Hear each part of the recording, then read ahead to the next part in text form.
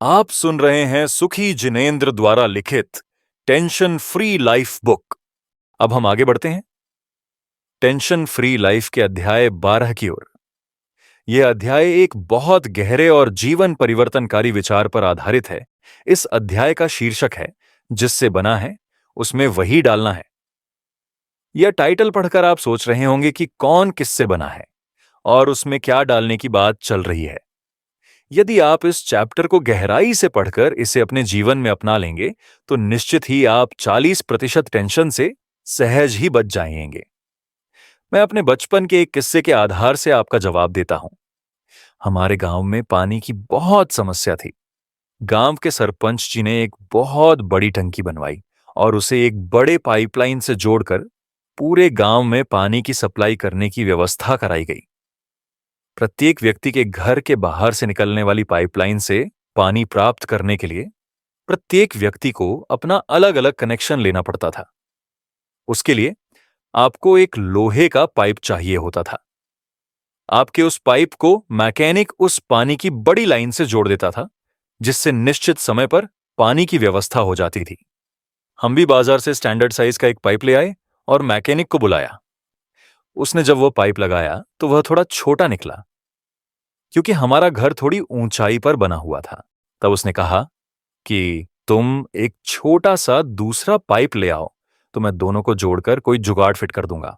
मैं तत्काल ही घर में पड़े हुए एक प्लास्टिक के पाइप को ले आया तो जोर से डांटते हुए वह मैकेनिक ने तुरंत कहा, इतना भी नहीं समझते हो? यह प्लास्टिक का पाइप है और तुम इसे लोहे के पाइप में जोड़कर बड़ा करना चाहते हो? यह कैसे संभव है? यदि तुम्हें इस लोहे के पाइप को बड़ा करना है तो दूसरा भी लोहे का पाइप ही चाहिए होगा। किसी और प्रकार के पाइप से यह कभी बड़ा नहीं हो सकता। और यदि तुम जबरदस्ती प्लास्टिक के पाइप को इसमें जोड़ भी दोगे तो पानी आते ही वह टूट जाएगा या बाहर निकल जाएगा। इस तरह तुम्हें पानी कभी नहीं मिल पाएगा। उनके इस संवाद से मुझे एक बात बहुत साफ समझ आ गई। यदि हमें किसी भी वस्तु को बड़ा करना हो, ठीक करना हो या उसे ज्यों का त्यों बनाए रखना हो तो उसमें वही वस्तु जोड़नी चाहिए जिससे वह बनी है, कोई दूसरी भिन्न वस्तु नहीं। मैंने मुस्कुराते हुए कहा, फिर मैं आपसे एक और बात पूछता हूं। अगर यह उदाहरण आपको अच्छे से समझ आ गया हो तो बताइए, जिसमें आप रहते हैं, जो जन्म से लेकर मृत्यु तक आपके साथ रहने वाला है, वह आपका शरीर किससे बना है? आपने जवाब दिया, माता और पिता से। मैंने आगे पूछा, अच्छा, तो फिर माता पिता का शरीर किससे बना है? आपने कहा, उनके माता पिता से। मैंने उत्साहित होकर कहा, वाह, बहुत बढ़िया, आपने तो बड़ी महत्वपूर्ण जानकारी दे दी। लेकिन यदि मैं आपको यही प्रश्न बार बार पूछता रहूं तो आप वही जवाब देंगे, क्योंकि ऐसे जवाबों का कभी अंत नहीं होगा। पर मैं तो यह जानना चाह रहा हूं कि यह शरीर आज इस क्षण वास्तव में किससे बना है? माता पिता तो केवल निमित्त थे, लेकिन शरीर के भीतर है क्या? वह किस किस तत्व से मिलकर बना है?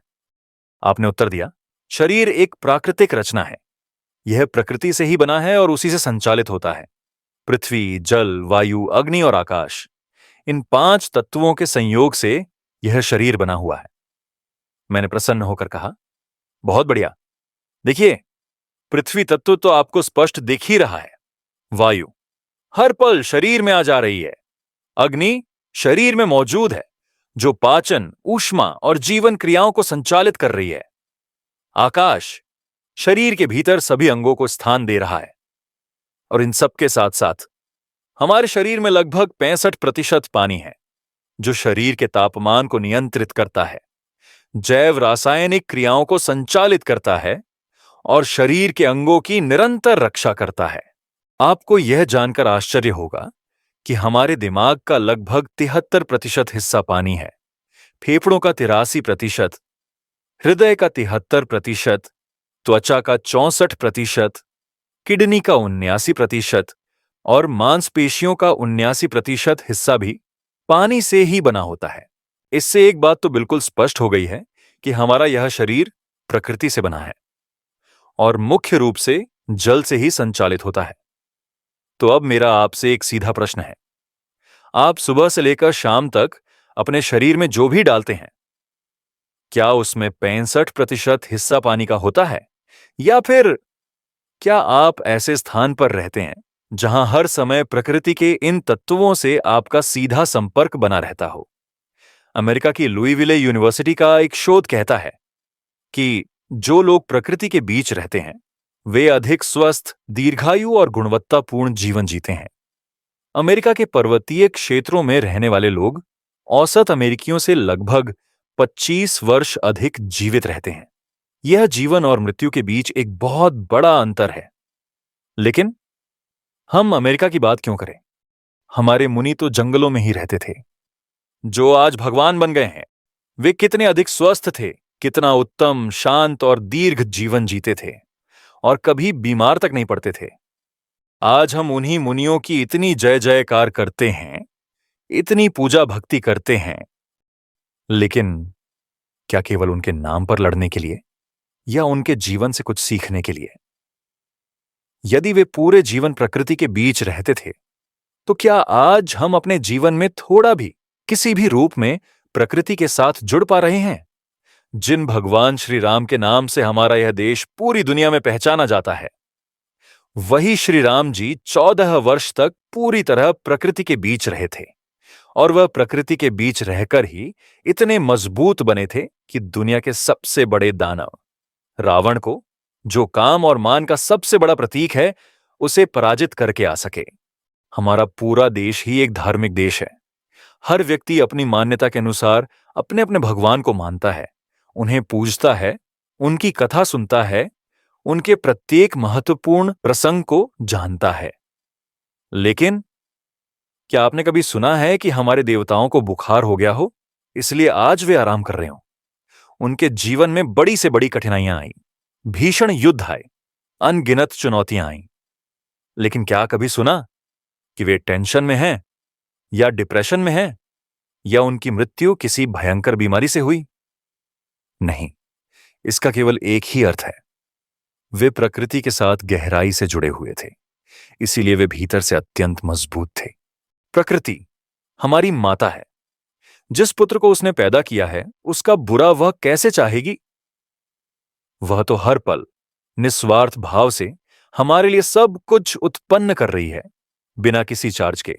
लेकिन दुर्भाग्य देखिए, हम ही अपनी जननी से दिन प्रतिदिन दूर होते जा रहे हैं और पुत्र जितना अपनी जननी से दूर होता जाएगा उतना ही वह दुखी, परेशान और कमजोर होता जाएगा। जो पुत्र अपने मूल स्वभाव से जुड़ा रहता है, प्रकृति से जुड़ा रहता है, उसके लिए इस दुनिया में कोई ताकत बनी ही नहीं जो उसे टेंशन दे सके। अब आपने पूछा, तो हम क्या करें? क्या हम भगवान जैसे बन जाएं? मैंने मुस्कुराकर कहा, इससे अच्छी और क्या बात हो सकती है?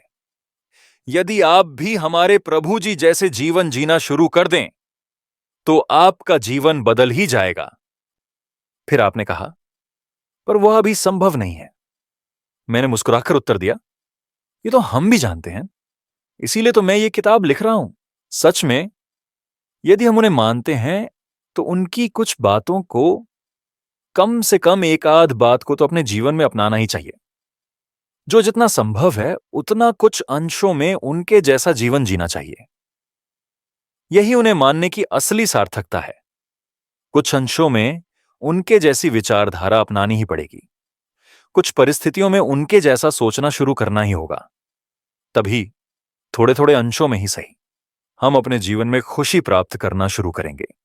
और जितना जितना हम उनके जैसा सोचने लगेंगे, उनके जैसा जीवन जीने लगेंगे, उतना उतना हम निश्चित रूप से अधिक खुश होते चले जाएंगे। इस शरीर के भीतर पानी की पूर्ति के लिए एक सबसे आसान उपाय यह है, जिन वस्तुओं में प्राकृतिक रूप से भरपूर पानी मौजूद है उन्हें ही अपने शरीर में डालिए। आपने जिज्ञासा पूर्वक पूछा, सुखी जी, हम कैसे पहचानें कि किस वस्तु में पानी है या नहीं? मैंने हंसते हुए कहा, अरे भाई जी, चिंता मत कीजिए, जब इतनी बड़ी बात बता दी है तो यह भी जरूर बताऊंगा। बस थोड़ा धैर्य रखिए। देखिए, जो वस्तु प्रकृति से सीधे आपके पास आती है, जिसमें हर समय हवा और सूर्य का स्पर्श होता है, जिसमें कोई परिवर्तन नहीं किया गया, जिसका मूल स्वरूप बिल्कुल वैसा ही है, जिसे प्रकृति से अलग हुए ज्यादा समय भी नहीं हुआ, ऐसी हर वस्तु में भरपूर मात्रा में पानी होता है। और सबसे महत्वपूर्ण बात, अपने भीतर वही वस्तु डालनी है जिसे आपको तक पहुंचाने में किसी जीव को दुखी ना होना पड़ा हो। अब बस अपने आसपास देखिए, आप जिस प्रदेश में रहते हैं, अभी जो ऋतु चल रही है, जैसा मौसम है, उसके अनुसार कौन सी वस्तु भरपूर पानी से युक्त है। जो वस्तु सीधे प्रकृति से आती है उसे ही अपने शरीर के भीतर डालिए। अब आपने पूछा, तो क्या इससे मेरा पेट भर जाएगा?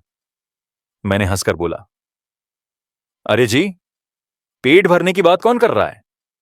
यह तो आपको पूर्ण स्वस्थ, पूर्ण प्रसन्न और शारीरिक रूप से मजबूत बनाने की बात है। और सुनिए, यह तो बस आपके भोजन का 50% हिस्सा है। बाकी के 50% में आप जो चाहें वह खा सकते हैं। आपने कहा तो मैं पहले 50% वही खा लूंगा जो रोज खाता था, फिर बाद में 50% स्वस्थ रखने वाली चीजें खा लूंगा। मैंने थोड़ा गंभीर होकर कहा, नहीं जी, अरे शरीर को पहले पानी की जरूरत है। और मैं बहुत अच्छी तरह जानता हूं कि आप जो दूसरी चीजें खाने वाले हैं उनमें पानी की मात्रा बहुत कम होती है। इसीलिए शरीर का बैलेंस बनाने के लिए सबसे पहले पानी की पूर्ति जरूरी है। यदि शरीर के भीतर भरपूर पानी होगा तो वह आपकी दूसरी वस्तुओं को अच्छे से अंदर ले पाएगा, उन्हें अच्छे से पचा पाएगा और संपूर्ण लाभ दे पाएगा। आपने चिंतित होकर पूछा, यदि हम शरीर में पानी की मात्रा को मेंटेन नहीं कर पाए, या जो अंग जितने पानी से बने हुए हैं उन्हें उतना पानी नहीं दे पाए, तो क्या होगा? मैंने समझाते हुए कहा, इसका उत्तर मैं आपसे ही पूछता हूं। आपके घर पर यदि कोई पौधा लगा हो और उसे जितने पानी की जरूरत हो आप उतना पानी ना दें, तो क्या होगा? वह पौधा धीरे धीरे सूख जाएगा, मुरझा जाएगा और फिर एक एक हिस्से को नष्ट करते हुए अंत में पूरी तरह मर जाएगा। ठीक यही स्थिति हमारे शरीर की भी होती है। जब शरीर को पर्याप्त मात्रा में पोषण और पानी नहीं मिलता तो शरीर भीतर से सूखने लगता है और फिर धीरे धीरे एक एक अंग बीमारी पकड़ता है, कमजोर होता है और अंत में शरीर का तंत्र ही टूटने लगता है।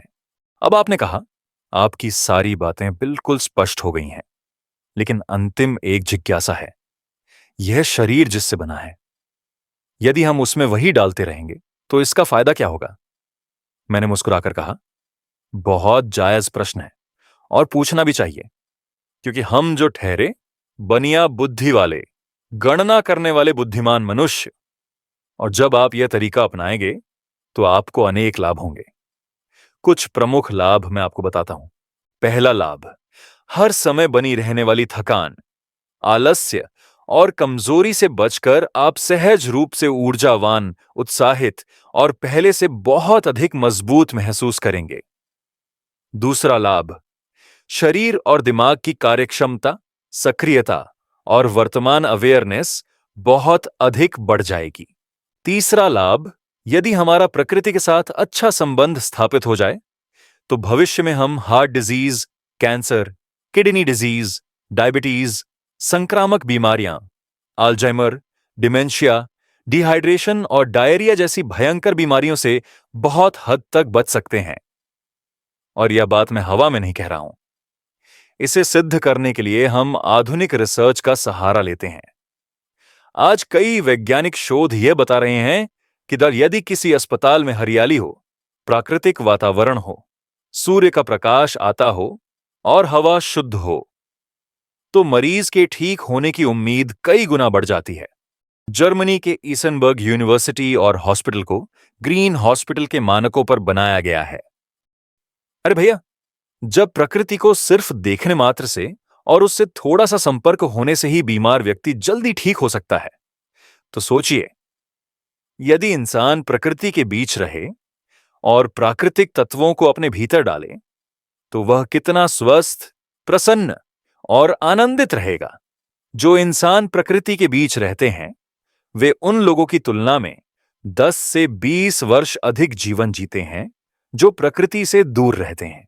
चौथा लाभ, प्रकृति और उससे सीधे प्राप्त होने वाला भोजन भरपूर और योग्य पोषण देता है। इससे शरीर में खुशी बढ़ाने वाले सभी रसायनों का संचार सहज रूप से होने लगता है। पांचवां लाभ और सबसे बड़ी बात, इससे मानसिक स्वास्थ्य में अद्भुत और आशातीत सुधार होता है। छठा लाभ, आज युवाओं में जिस तेजी से हार्ट अटैक और कैंसर का खतरा बढ़ रहा है, प्रकृति के साथ जुड़ाव उसे रोकने में बहुत मददगार है। सातवां लाभ, और जब शरीर में प्राकृतिक तत्व प्रवेश करते हैं तो मन अपने आप हल्का होने लगता है। चिंता, चिड़चिड़ापन और नकारात्मक भाव सब धीरे धीरे कम होते जाते हैं। इंसान भीतर से अच्छा महसूस करने लगता है। आठवां लाभ, और सबसे अद्भुत बात यह है, यह बदलाव केवल शरीर के भीतर नहीं आता, यह तो एक क्रांतिकारी बदलाव है। जब शरीर के अंदर से प्रकृति का संतुलन बनता है तो इसका असर हमारी बाहरी पर्सनैलिटी पर भी पूरी तरह से दिखाई देता है। चेहरा चमक उठता है, ऊर्जा बढ़ जाती है और व्यक्तित्व आकर्षक बन जाता है। नौवां लाभ, आज के समय की सबसे बड़ी समस्या मोटापा, उससे भी बहुत आसानी से छुटकारा पाया जा सकता है। आज देश के 70% से अधिक शहरी लोग मोटापे की समस्या से ग्रसित हैं, लेकिन प्रकृति के साथ यह जुड़ाव, यह प्राकृतिक भोजन इस समस्या को जड़ से खत्म करने की क्षमता रखता है। अब हम शुरू कर रहे हैं चैप्टर 12 का प्रथम असेसमेंट। इसमें 3 सरल प्रश्न हैं जिनका उत्तर आपको टेंशन फ्री लाइफ बुक में लिखना है। पहला, आपके भोजन में क्या है? कुछ क्षण ठहर कर यह सोचिए कि आप रोज क्या खा रहे हैं। क्या वह आपके शरीर को सहायता देता है या उसे थका रहा है? अब इसका उत्तर अपनी पुस्तक में लिखिए। दूसरा, आप अंतिम बार प्रकृति से कब जुड़े थे? सोचिए, आखिरी बार आपने प्रकृति को दिल से कब महसूस किया था? कब आप खुले आसमान, पेड़ों, हवा या मिट्टी के संपर्क में आए थे? अपना उत्तर पुस्तक में लिखें। तीसरा, अब आप प्रकृति से जुड़ने के लिए क्या करेंगे? अपने मन में एक निर्णय लीजिए कि अब आप प्रकृति के साथ कैसे फिर से जुड़ेंगे। अपना स्पष्ट संकल्प पुस्तक में लिख दीजिए। अब हम चैप्टर 12 के दूसरे असेसमेंट की ओर बढ़ते हैं, जिसका शीर्षक है मेरा पोषण, मेरा जीवन। यह अभ्यास आपके भोजन, आपकी दैनिक आदतों और आपके पोषण से जुड़ा है। यहां 7 महत्वपूर्ण आदतें दी गई हैं जिन्हें आपको हर दिन फॉलो करना है और अपनी दैनिक प्रगति टेंशन फ्री लाइफ बुक में मार्क करनी है। पहला, प्रतिदिन 8 से 12 गिलास सादा पानी पीना है। सोचें, क्या आप इतना पानी पी रहे हैं? यदि नहीं, तो आज से शुरू करें। दूसरा, शरीर का पहला भोजन नारियल पानी, नींबू पानी या कोई प्राकृतिक खाद्य पदार्थ लें। सुबह की शुरुआत प्राकृतिक चीजों से कीजिए। तीसरा, दिन भर का भोजन हल्का, सुपाच्य और स्वास्थ्यवर्धक होना चाहिए। अपने भोजन को हल्का रखें ताकि शरीर आपका सहयोग करे। चौथा, विटामिन सी से युक्त फल और सब्जियां अधिक लें। ये आपकी इम्यूनिटी बढ़ाते हैं। आपने आज क्या खाया? सोचें और लिखें। पांचवा, आपके भोजन का 50% हिस्सा फल और सब्जियां होना चाहिए। अपने प्लेट का आधा भाग सिर्फ नेचर वाले खाद्य पदार्थों से भरें। छठा, दिन में दही और शाम को गुनगुना दूध अवश्य लें। यह आपके पाचन और नींद को संतुलित करेगा। सातवां, सूखे मेवे, बादाम आदि जरूर खाएं, थोड़ी मात्रा में रोज, आपके शरीर के लिए वरदान है। अब इन सभी 7 आदतों के लिए आपको प्रतिदिन अपनी प्रगति दूसरे असेसमेंट में बने गोल सर्कल्स में मार्क करनी है। अब हम आज की चुनौतियों की ओर चलते हैं। आज आपको एक सरल लेकिन गहरा संकल्प करना है। एक दिन बस प्रकृति के साथ रहना है। अपने फोन, स्क्रीन और भागदौड़ से दूर होकर प्रकृति के साथ बैठिए।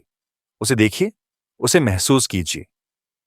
इसी के साथ चैप्टर 12 और असेसमेंट्स पूर्ण होते हैं। अब आप भोजन, पानी, प्रकृति और अपने पोषण को एक नए दृष्टिकोण से देख पाएंगे। अब हम अगले अध्याय में मिलेंगे, जहां आपकी यात्रा और भी गहरी और भी सुंदर होने वाली है। तब तक शांत रहें, सुखी रहें और तनाव से मुक्त रहें।